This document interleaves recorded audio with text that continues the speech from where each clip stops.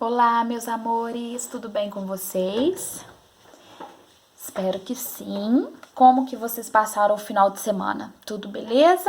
Descansaram um pouquinho, aproveitaram? Espero que sim também. Amores, olha só, na aula de hoje nós vamos dar continuidade aos conteúdos da aula anterior, tá? Tia Aline deixou para vocês alguns vídeos falando sobre o desmatamento e queimadas. Vocês assistiram? Espero que sim. Então, hoje nós vamos fazer a leitura das páginas 44 e 45 do livro didático, ok? Vamos continuar falando sobre desmatamento e queimadas. Então, vamos lá? Desmatamento e queimadas. Muitas vezes, o desmatamento acontece em áreas protegidas, o que é contra a lei. Alguns dos principais impactos causados pelo desmatamento são... Amores, atenção aqui.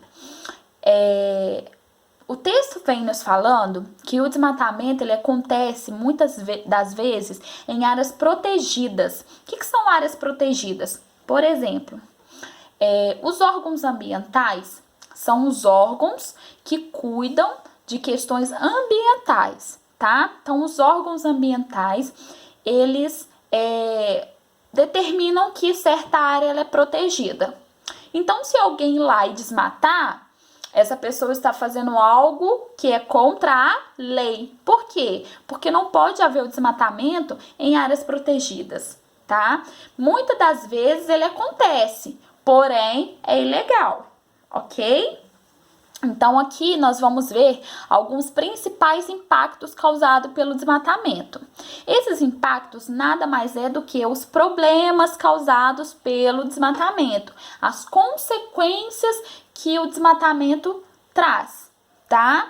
Então, vamos lá. Primeiro, a destruição de ambientes, o que pode causar prejuízos ao solo, aos rios, aos animais e às plantas. Então, prestem atenção, o desmatamento ele vai fazer o quê? Destruir aquele ambiente, destruir aquele espaço, aquele local, causar dano, causar prejuízo ao solo, aos rios, aos animais e às plantas.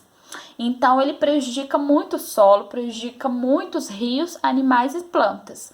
Indiretamente, prejudica o ser humano também, tá? Segundo aqui, a morte de animais e plantas.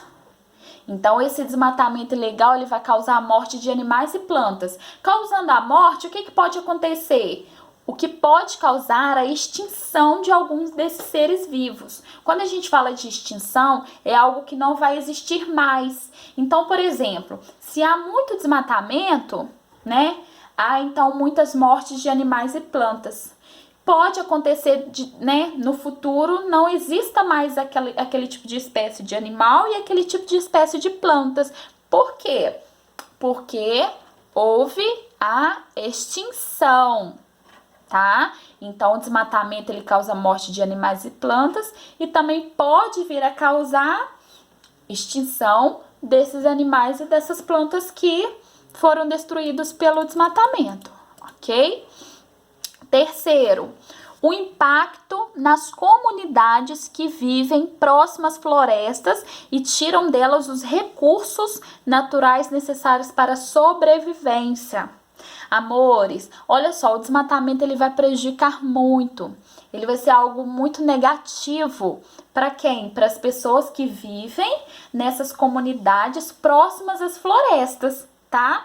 Então, se eu tenho um desmatamento em um determinado lugar de uma floresta, eu vou prejudicar todas as pessoas que vivem ali no entorno dela, tá? Então, o desmatamento, amores, resumindo tudo isso, ele é muito prejudicial para os seres vivos, os animais, as plantas e para o ser humano, tá? Aqui nós podemos observar uma área que ela foi desmatada. Tá vendo? Esse verde aqui mais escuro, ó, é uma área que ainda tem vegetação.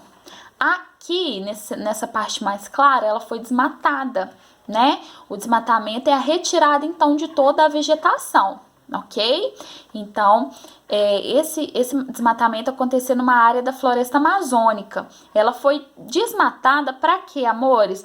Para fazer pasto, para virar o quê? Uma área de pasto de gado. tá? Então, esse desmatamento aqui foi legal. E foi um desmatamento que... Houve esse desmatamento para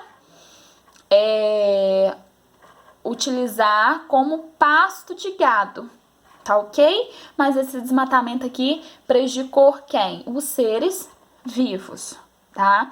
Então, nós vimos até agora que o desmatamento, ele é prejudicial para todos os seres vivos, ok?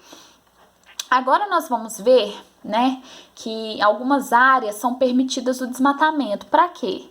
O desmatamento, porém, logo após esse desmatamento, houve o reflorestamento. Reflorestamento, amores, é o plantio de novas vegetações, de novas plantas, de novas árvores. Então, se eu tenho um desmatamento permitido, né, por lei, eu tenho que obrigatoriamente fazer o reflorestamento daquele local, né? Não é da madeira que vem alguns objetos que nós temos em casa, por exemplo, uma mesa, né, um guarda-roupa, uma cama. Então, aquela madeira ali, ela foi retirada de alguma árvore, não foi? Então, a pessoa foi lá, legalmente, ou seja, dentro da lei, tirou aquela árvore para fazer um móvel que eu tenho em casa, ou algum objeto, não é? Só que aí, se essa pessoa foi lá e tirou, ela tem que fazer o quê? Plantar outra árvore no lugar. E isso é o reflorestamento. Então, esse desmatamento vai permitir, né, vai ser permitido por lei, porém, desde que haja o reflorestamento, tá? Então, ó, mas nem todo desmatamento é contra a lei.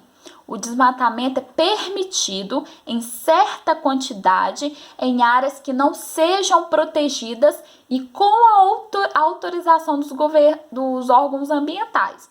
Então, esse desmatamento aqui, que está sendo citado neste momento, é o desmatamento que é permitido em certa quantidade, ou seja, é uma quantidade determinada pelos órgãos ambientais, né, numa área que ela não seja protegida, e eu preciso também da autorização ambiental para fazer esse desmatamento, tá? Chamamos de reflorestamento a ação de plantar nova vegetação em uma área que teve sua floresta retirada. Foi o que eu falei. Se eu tenho desmatamento permitido por lei, permitido por órgãos ambientais, eu tenho que fazer o quê? O reflorestamento. Eu tenho que plantar nova vegetação naquele local, tá?